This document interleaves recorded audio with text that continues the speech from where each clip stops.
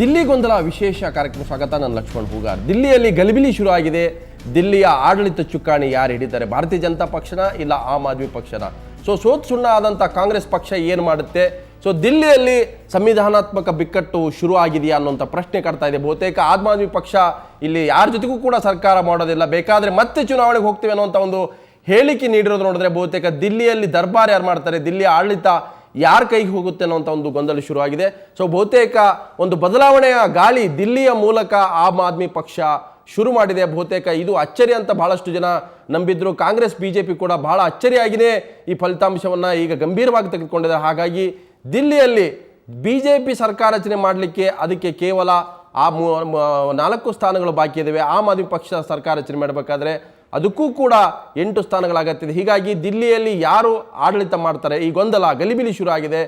ಒಂದು ವೇಳೆ ರಾಷ್ಟ್ರಪತಿ ಆಳ್ವಿಕೆ ಬರುತ್ತಾ ಅನ್ನೋಂಥ ಪ್ರಶ್ನೆ ಕೂಡ ಕಾಡ್ತಾ ಇದೆ. ಹಾಗಾಗಿ ದಿಲ್ಲಿಯಲ್ಲಿ ನಡೆದಂಥ ಒಂದು ಕ್ರಾಂತಿ ಏನಿದೆ, ಆಮ್ ಆದ್ಮಿ ಪಕ್ಷದ ಕ್ರಾಂತಿ, ವಿಶೇಷವಾದಂಥ ಒಂದು ರಾಜಕೀಯ ರಂಗದಲ್ಲಿ ಇದೊಂದು ಹೊಸ ಬದಲಾವಣೆ ಗಾಳಿ ಅಂತಲೇ ಭಾವಿಸಲಾಗ್ತಾ ಇದೆ. JP ಮೂವ್ಮೆಂಟ್ ನಂತರ ಬಂದಂಥ ಅನೇಕ ಕ್ರಾಂತಿಕಾರಿ ರಾಜಕೀಯ ಹೆಜ್ಜೆಗಳಲ್ಲಿ ಇದು ಒಂದು ಕೂಡ ಈಗ ಸೇರ್ಪಡೆಯಾಗಿದೆ. ದಿಲ್ಲಿಯಲ್ಲಿ ಯಾರು ಆಡಳಿತ ನಡೆಸ್ತಾರೆ ಅದ್ರ ಬಗ್ಗೆ ಚರ್ಚೆ ಮಾಡ್ತೀನಿ. ಮೊದಲಿಗೆ ಒಂದು ರಿಪೋರ್ಟ್ ನೋಡ್ಕೊಂಬರೋಣ. ದೆಹಲಿಯಲ್ಲಿ ಬಿಜೆಪಿ ಅತಿದೊಡ್ಡ ಪಕ್ಷ. ಕೇವಲ ಒಂದೇ ಒಂದು ವರ್ಷ ಹರೆಯದ ಕೂಸು ಆಮ್ ಆದ್ಮಿ. ಇಲ್ಲಿಗ ಅಧಿಕಾರದ ಗದ್ದುಗೆ ಮೇಲೆ ಕೂರೋರು ಯಾರು? ಬಿಜೆಪಿನ, ಆಮ್ ಆದ್ಮಿನ? ಇಬ್ಬರಿಗೂ ಬಹುಮತವಿಲ್ಲ. ಹಾಗಂತ ಅಲ್ಲಿ ತ್ರಿಶಂಕು ಸ್ಥಿತಿ ನಿರ್ಮಾಣವಾಗಿದೆಯಾ? ಒಂದರ್ಥದಲ್ಲಿ ಹೌದು.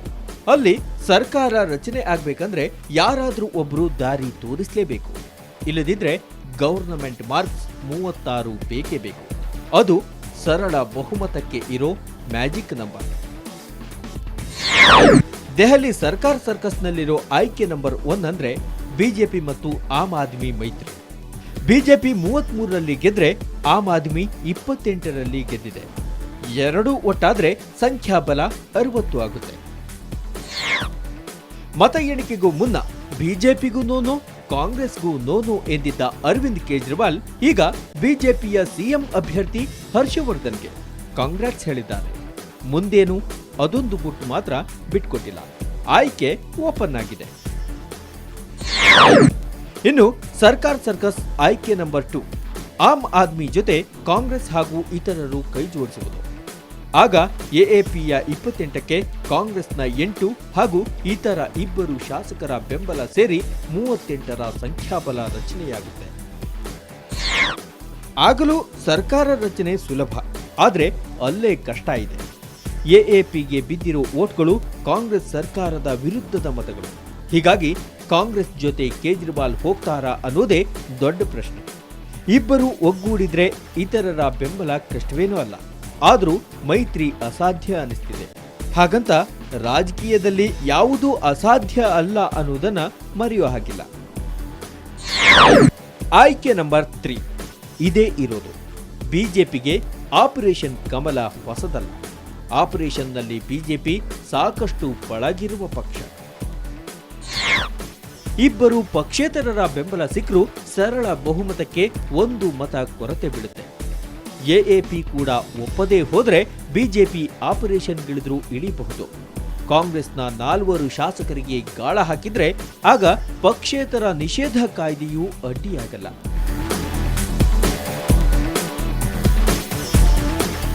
ಇದು ಪ್ರಜಾಪ್ರಭುತ್ವ ವಿರೋಧಿ ನಡೆ ಅನ್ನೋದೇನೋ ನಿಜ. ಆದ್ರೆ ಪ್ರೇಮ ಯುದ್ಧದಲ್ಲಷ್ಟೇ ಅಲ್ಲ, ಗೆಲುವಿನ ಹಾದಿಯಲ್ಲ. ಅದು ಈಗಿನ ರಾಜಕೀಯ ಪಕ್ಷಗಳ ಸಿದ್ಧಾಂತ. ಎಷ್ಟೇ ಆಗಲಿ, ಇದು ರಾಜಕೀಯ. ಏನೇ ಆದ್ರೂ ಆಗಬಹುದು. ಆಯ್ಕೆ ಅವರದ್ದು, ನೋಡೋದು ಅನುಭವಿಸುವುದಷ್ಟೇ ಮತದಾರರ ಡ್ಯೂಟಿ. ಬ್ಯೂರೋ ರಿಪೋರ್ಟ್, ಸುವರ್ಣ ನ್ಯೂಸ್. ಇದು ನೋಡ್ತಾ ಇದ್ರೆ ಬಹುತೇಕ ದಿಲ್ಲಿಯಲ್ಲಿ ಕಿಂಗ್ ಮೇಕರ್ ಆಮ್ ಆದ್ಮಿ ಪಕ್ಷ ಅಂತ ಚರ್ಚೆ ಆಗಿತ್ತು. ಆದರೆ ಕಿಂಗ್ ಮೇಕರ್ ಆಗೋರು ಎಲ್ಲರೂ ಕೂಡ ಈಗ ಒಂದು ವೇಳೆ ಕಾಂಗ್ರೆಸ್ಸು ಕೂಡ ಕಿಂಗ್ ಮೇಕರ್ ಆಗ್ಬೋದು, ಬಿಜೆಪಿ ಕೂಡ ಆಗ್ಬೋದು, ಹಾಗೆ ಆಮ್ ಆದ್ಮಿ ಕೂಡ ಆಗ್ಬೋದು. ಕಿಂಗ್ ಯಾರಾಗ್ತಾರೆ ಅನ್ನೋಂಥ ದೊಡ್ಡ ಪ್ರಶ್ನೆ ಇದೆ. ಬಹುತೇಕ ಆ ಪ್ರಶ್ನೆಗೆ ಉತ್ತರ ಕೂಡ ಇವತ್ತು ಸಿಗುತ್ತಾ ನಾಳೆ ಸಿಗುತ್ತಾ ಗೊತ್ತಿಲ್ಲ. ಯಾಕಂತಂದರೆ ಅಂಥ ಒಂದು ಗೊಂದಲ ಅಂತೂ ದಿಲ್ಲಿಯಲ್ಲಿ ಈಗ ಕಂಡು ಬರ್ತಾ ಇದೆ. ಮತ್ತೊಂದು ಕಡೆ ಆಮ್ ಆದ್ಮಿ ಪಕ್ಷದ ಕಾರ್ಯಕಾರಿಣಿ ಸಭೆ ಕೂಡ ನಡೀತಾ ಇದೆ. ಆ ಪಕ್ಷದ ಕಾರ್ಯಕಾರಿಣಿ ಸಭೆಯಲ್ಲಿ ಯಾವ ತೀರ್ಮಾನ ಆಗುತ್ತೆ ಅನ್ನೋದಕ್ಕಿಂತ ಈಗಾಗಲೇ ಆ ಕಾರ್ಯಕಾರಿಣಿಯ ಸ್ಪಷ್ಟ ಸಂದೇಶ ಕೂಡ ಈಗಾಗಲೇ ಮನೀಶ್ ಸಿಸೋಡಿಯಾ ನೀಡಿದರೆ, ನಾವು ಬೇಕಾದರೆ ಚುನಾವಣೆಗೆ ಹೋಗ್ತೀವಿ, ಆದರೆ ಯಾರನ್ನೂ ಕೂಡ ಸರ್ಕಾರ ಮಾಡಲ್ಲ, ನಾವು ಕೂಡ ಯಾರ ಬೆಂಬಲ ಜೊತೆಗೆ ಸರ್ಕಾರ ಮಾಡಲ್ಲ ಅಂತ ಹೇಳಿದ್ದಾರೆ. ಸೊ ಇದ್ರ ಬಗ್ಗೆ ನಾನು ಚರ್ಚೆ ಮಾಡ್ತೀನಿ. ನಮ್ಮ ಜೊತೆಗೆ ಕಾಂಗ್ರೆಸ್ನ ಮಾಜಿ ಸಂಸದೆ, ಕಾಂಗ್ರೆಸ್ ನಾಯಕಿ ತೇಜಸ್ವಿನಿ ಇದ್ದಾರೆ. ತೇಜಸ್ವಿನಿ ಕಾರ್ಯಕ್ರಮ ಸ್ವಾಗತ. ಹಾಗೆಯೇ ಲೋಕಸತ್ತಾ ಮತ್ತು ಆಮ್ ಆದ್ಮಿ ಪಕ್ಷದ ಸಮರ್ಥಕರಾದಂಥ ರವಿ ಕೃಷ್ಣಾರೆಡ್ಡಿ ಇದ್ದಾರೆ. ರವಿ ಕೃಷ್ಣ, ನಿಮಗೂ ಸ್ವಾಗತ. ಹಾಗೆಯೇ ಆಮ್ ಆದ್ಮಿ ಪಕ್ಷ ನಾಯಕರಾದಂಥ ಶಿವಕುಮಾರ್ ಇದ್ದಾರೆ. ಶಿವಕುಮಾರ್, ನಿಮ್ಗೂ ಕೂಡ ಸ್ವಾಗತ. ಸೊ ಮೊದಲಿಗೆ ನಾನು ಶಿವಕುಮಾರ್ ನಿಮ್ಮನ್ನು ಕೇಳ್ತೀನಿ. ಚುನಾವಣೆ ಗೆದ್ಮೇಲೆ ಸರ್ಕಾರ ರಚನೆ ಮಾಡುವಂಥದ್ದು ಕೂಡ ಒಂದು ಪ್ರಜಾತಂತ್ರದ ಭಾಗ.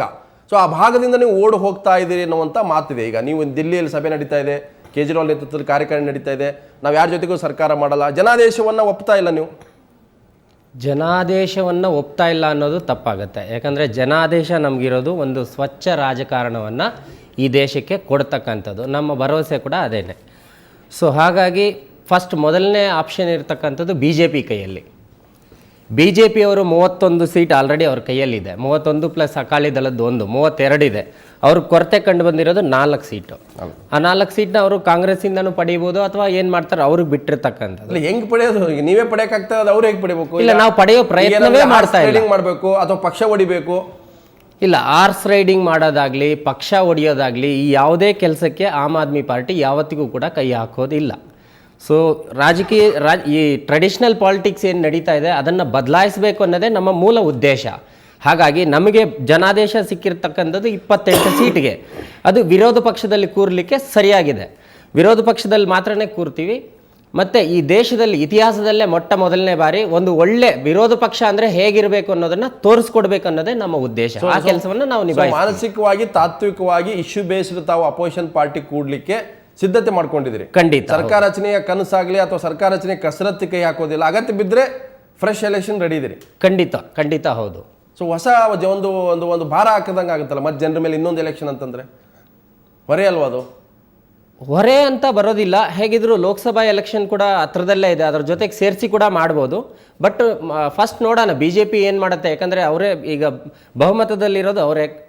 ಅವ್ರು ಏನು ಮಾಡ್ತಾರೆ ಕಾದ್ ನೋಡಿ ಆಮೇಲೆ ನಿರ್ಧಾರ. ನಾವು ಕಾಂಗ್ರೆಸ್, ನೀವು ಸೋತು ಸುಣ್ಣ ಆಗಿದ್ರಿ ದಿಲ್ಲಿಯಲ್ಲಿ. ಶೀಲಾ ದೀಕ್ಷಿತ್ ಒಳ್ಳೆ ಆಡಳಿತ ಕೊಟ್ಟಿದ್ದಾರೆ ಅಂತ ನೀವು ಭಾಳ ಬಾರಿ ಟಾಮ್ ಹೊಡೆದ್ರಿ, ಎಲ್ಲ ಹೇಳಿದ್ರು ಒಳ್ಳೆ ಬೆಸ್ಟ್ CM ಅಂತ ಹೇಳಿದ್ರಿ. ಇವತ್ತು ಆಮ್ ಆದ್ಮಿ ಪಕ್ಷದ ಆ ಜಾಡು ಇದೆಯಲ್ಲ, ಕಸಬರಿಗೆ ಈ ರೀತಿ ಹುಡುಗ ಹೋಗುತ್ತೆ ಅಂತ ಯಾರು ಕೂಡ ನೀವು ಕನಸು ಮೇಲೆ ನೆನೆಸಿರ್ಲಿಲ್ಲ. ನಿಮ್ಮ ನಾಯಕರು ಯಾರು ಕೂಡ ಆ ರೀತಿ ಭಾವಿಸಲ್ಲ. 8 ಸ್ಥಾನಕ್ಕೆ ಬರ್ತೀರಿ. ಅದು ಶೀಲಾ ದೀಕ್ಷಿತೇ ಸೋತಿದ್ದಾರೆ ಆ ಕೇಜ್ರಿವಾಲ್ ಮುಂದ್ಗಡೆ. ಸೊ ಇವತ್ತು ಕೂಡ ನಿಮ್ಮದು ಒಂದು ಟ್ರೆಡಿಷನಲ್ ನಿಮ್ಮ ಫಿಲಾಸಫಿ ಏನಂದ್ರೆ BJPಯನ್ನು ಅಧಿಕಾರದಿಂದ ದೂರ ಇಡಬೇಕು.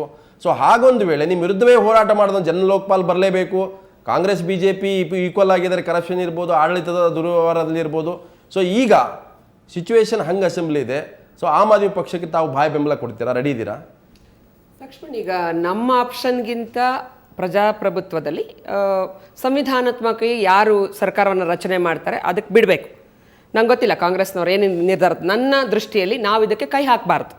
ಮೊದಲ ಆಪ್ಷನ್ BJPಗಿದೆ. ಆಮ್ ಆದ್ಮಿ ಪಾರ್ಟಿ ಕೂಡ ಸರಿಯಾಗಿ ಹೇಳ್ತಾ ಇದೆ. ಇವರಿಬ್ರು ಕೂಡ ನಮ್ಮ ಸಮಾನ ಶತ್ರುಗಳು. ಯಾಕಂದ್ರೆ ಇಬ್ರಿಗೆ ಸಿಕ್ಕಿರ್ತಕ್ಕಂಥ ಓಟು ಕಾಂಗ್ರೆಸ್ನ ವಿರುದ್ಧದ ಓಟು. ಕಾಂಗ್ರೆಸ್ ಗುಡಿಸಿ ಗುಂಡಾಂತರ ಆಗ್ಲಿಕ್ಕೆ ಕಾರಣಗಳೇನು ಅಂತ ಹೇಳಿ ಅಲ್ಲಿ ಪಕ್ಷದ ವೇದಿಕೆ ಒಳಗಡೆ ಏನ್ ಮಾತಾಡ್ತಾರೋ,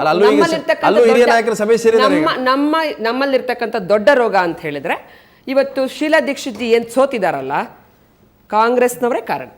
ಮತ್ತೆ 3 ಬಾರಿ ಮುಖ್ಯಮಂತ್ರಿಗಳಾಗಿದ್ದಂಥ ಇಂದಿರಾಜಿ ಅವರ ಸಹೋದ್ಯೋಗಿಯಾಗಿದ್ದಂಥ ಅವರು ಟ್ರೆಡಿಷನಲ್ ಅಂತ ನಮ್ಮ ಏನು ಆಮ್ ಆದ್ಮಿ ಶಿವಕುಮಾರ್ ಹೇಳಿದ್ರು. ಇವತ್ತು ಯಂಗ್ಸ್ಟರ್ಸ್ಗೂ ಕೂಡ ಅದು ಬದಲಾವಣೆ ಆಗ್ತಿದೆ. ಒಂದು ಕಡೆ ರಾಹುಲ್ ಗಾಂಧಿ ಅವರು, ಒಂದು ಕಡೆ ಶೀಲಾಜಿ ಅಂತ ಅವರು. ಬಟ್ ಕೊಟ್ಟಿದ್ದು ಸರಿ ಅವರಿಗೆ. ಅವ್ರನ್ನ ಈಗೆಲ್ಲ ಕಷ್ಟ. 2ನೇ ಸಾರಿ CM ಆಗಬೇಕಾದ್ರೂ ಕೂಡ ಇಲೆಕ್ಷನ್ ರಿಸಲ್ಟ್ ಬಂದ ಮೇಲೆ ಆಕೆ ಗೆಲುವನ್ನು ತಂದು ಕೊಟ್ಟರು. ಅವರಿಗೆ 14 ದಿನ CM ಮಾಡಕ್ ಬಿಡ್ಲಿಲ್ಲ. ಅಂದ್ರೆ ಇದು ಅನೇಕ ತೊಂದರೆಗಳು ವಿದಿನ್ ದಿ ಕಾಂಗ್ರೆಸ್ ಇದೆ. ಇದು ಅದನ್ನು ಸರಿಪಡಿಸಬೇಕು. ಮಾತಾಡ್ತಾರೆ ನಮ್ಮ ಜೊತೆ ಈಗ ನಮ್ಮ ದೆಹಲಿಯ ಪ್ರತಿನಿಧಿ ಪ್ರಶಾಂತ್ ಕೂಡ ಇದ್ದಾರೆ. ಈಗಾಗಲೇ ಅಲ್ಲಿ ಆಮ್ ಆದ್ಮಿ ಪಕ್ಷದ ಸಭೆ ಕೂಡ ನಡೀತಾ ಇದೆ. ಇಡೀ ದೆಹಲಿಯಲ್ಲಿ ರಾಜ್ಯ ಸರ್ಕಾರ ರಚನೆಗೆ ಯಾವ ಪಕ್ಷದ ಪಾಳೆಯದಲ್ಲಿ ಏನೇನಾಗ್ತಾ ಇದೆ ಸದ್ಯಕ್ಕೆ ನೋಡ್ತಾ ಇದ್ರೆ ಗಲಿಬಿಲಿದೆ. ಯಾವುದೇ ರೀತಿಯ ಒಂದು ಪಾಸಿಟಿವ್ ಆದಂಥ ಡೆವಲಪ್ಮೆಂಟ್ ಕಂಡು ಬರ್ತಾ ಇಲ್ಲ. ಪ್ರಶಾಂತ್, ಇವತ್ತು ಆಮ್ ಆದ್ಮಿ ಪಕ್ಷೀಯ ನಿಲುವು ಸ್ಪಷ್ಟ ಆಗಿದೆ. ಅವ್ರ ಸಭೆಯಲ್ಲಿ ಏನೇ ತೀರ್ಮಾನ ಕೈಗೊಳ್ಬೋದು, ನಾವೊಂದು ಸಮರ್ಥ ಪ್ರತಿಪಕ್ಷವಾಗಿ ಕೂರ್ತೀವಿ, ನಮಗೆ ಜನಾದೇಶ ಕೊಟ್ಟಿರೋದು ಒಂದು ಕಾಂಕ್ರೀಟ್ ಅಪೋಸಿಷನ್ ಪಾರ್ಟಿ ಕೆಲಸ ಮಾಡಿ ಅನ್ನೋಂಥದ್ದು. ಆದರೆ ಹಂಗೆ ಅಸೆಂಬ್ಲಿ ಬಂದಿರೋವಾಗ ಸಾಧ್ಯತೆಗಳ ಪ್ರಶ್ನೆ ಕೂಡ ಪ್ರತಿಯೊಂದು ಪೊಲಿಟಿಕಲ್ ಪಾರ್ಟೀಸ್ ಮುಂದಿದೆ. ಆಮ್ ಆದ್ಮಿ ಹೊಸದಾಗಿ ಬಂದಿರ್ಬೋದು, ಸದ್ಯಕ್ಕೆ ಒಂದು ತಾತ್ವಿಕವಾದಂಥ ಒಂದು ಜೀಲು ಒಂದು ಏನು ಅಂತ ಹೇಳ್ತೀವಿ ಇನ್ಸ್ಟಿಂಕ್ಟ್ ಇದೆ ಆ ಪಕ್ಷದಲ್ಲಿ. ಸದ್ಯಕ್ಕೆ ಆಮ್ ಆದ್ಮಿ ಮೃದುವಾಗುವಂಥ ಲಕ್ಷಣ ಕಂಡು ಬರುತ್ತಾ ಅಂತ?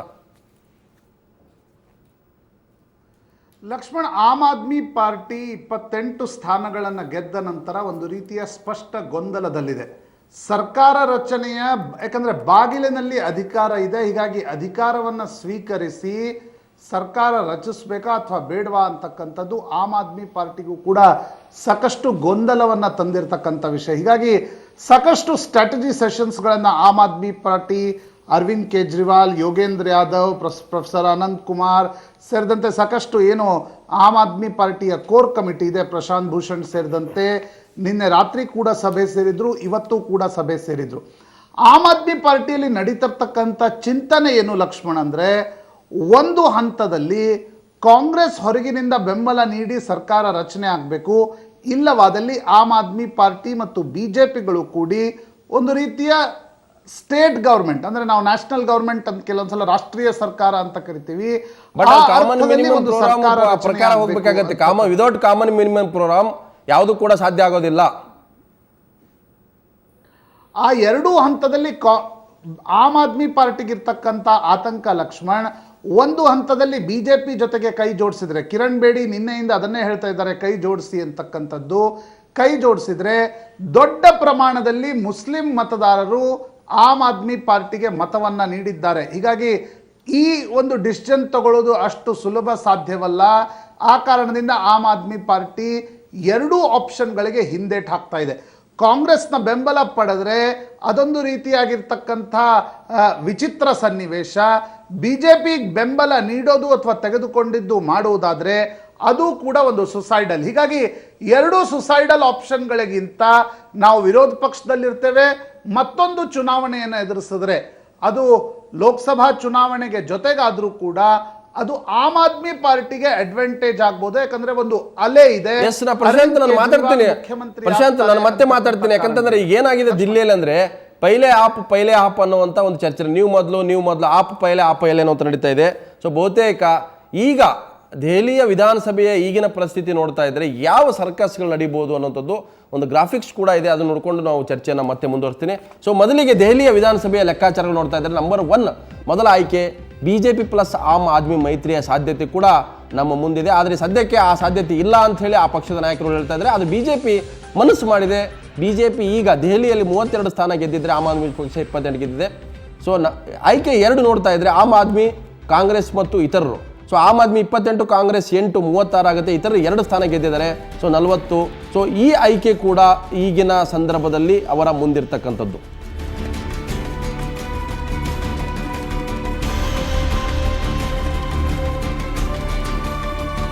ಸೊ ಇದು ಆಯ್ಕೆ 2ರ ಒಂದು ಚಿತ್ರಣ. ಬಹುತೇಕ ಕಾಂಗ್ರೆಸ್ ಬಾಹ್ಯ ಬೆಂಬಲ ಕೊಟ್ಟರೆ.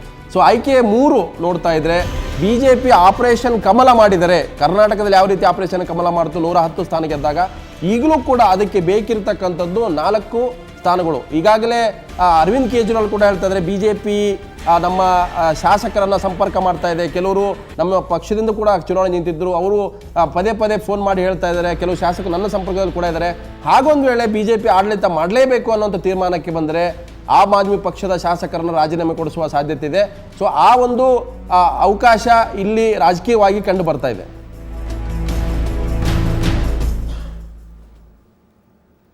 ಸೊ ಬಹುತೇಕ ದೆಹಲಿಯಲ್ಲಿ ಯಾರು ಆಡಳಿತ ಹಿಡಿತಾರೆ ಅನ್ನೋಂಥದ್ರ ಬಗ್ಗೆ ಅನೇಕ ಆಯ್ಕೆಗಳು ಕೂಡ ಇದ್ದಾವೆ. ಆದರೆ ರಾಜಕೀಯವಾಗಿ ಯಾವುದೇ ರೀತಿ ಇಲ್ಲಿ ಮೈಲಿಗೆ ಅನ್ನೋಂತಿರೋದಲ್ಲ. ಒಂದು ಹಂಗೆ ಪಾರ್ಲಿಮೆಂಟ್ ಅಥವಾ ಹಂಗೆ ಅಸೆಂಬ್ಲಿ ಬಂದರೆ ಸೊ ಸಾಧ್ಯತೆಗಳಲ್ಲಿ ಎಲ್ಲ ಅವಕಾಶಗಳು ಇರ್ತವೆ. ಸೊ ಹಾಗೊಂದು ವೇಳೆ ಭಾರತೀಯ ಜನತಾ ಪಕ್ಷ ಆಮ್ ಆದ್ಮಿ ಪಕ್ಷವನ್ನು ಒಡೆಯುವಂಥ ಪ್ರಯತ್ನಕ್ಕೆ ಕೈ ಹಾಕುತ್ತಾ ಇಲ್ಲ, ಅಥವಾ ತಾನೂ ಕೂಡ ಒಂದು ಸಮರ್ಥ ಪ್ರತಿಪಕ್ಷವಾಗಿರ್ತೀನಿ ಅನ್ನೋಂಥ ಒಂದು ವಾದಕ್ಕೆ ಜ್ಯೋತಿ ಬೀಳುತ್ತಾ. ಸೊ ಆಮ್ ಆದ್ಮಿ ಪಕ್ಷ ಕಾಂಗ್ರೆಸ್ನ ಬೆಂಬಲ ಪಡೆದು ಆಡಳಿತ ನಡೆಸುತ್ತಾ ಅಥವಾ ಮೈನಾರಿಟಿ ಗೌರ್ಮೆಂಟ್ ಆಗುತ್ತಾ, ಈ ಎಲ್ಲ ಅವಕಾಶಗಳ ಮಧ್ಯೆ ಕೂಡ ಅಲ್ಲಿ ಲೆಫ್ಟಿನೆಂಟ್ ಜನರಲ್ ಏನಿದೆ ರಾಷ್ಟ್ರಪತಿ ಆಳ್ವಿಕೆ ಕೂಡ ಮುಂದಾಗಬಹುದಾ, ಈ ಎಲ್ಲ ಪ್ರಶ್ನೆಗಳಿವೆ. ನಾನು ಚರ್ಚೆ ಮಾಡ್ತೀನಿ. ಅದಕ್ಕಿಂತ ಮೊದಲು ಒಂದು ಬ್ರೇಕ್.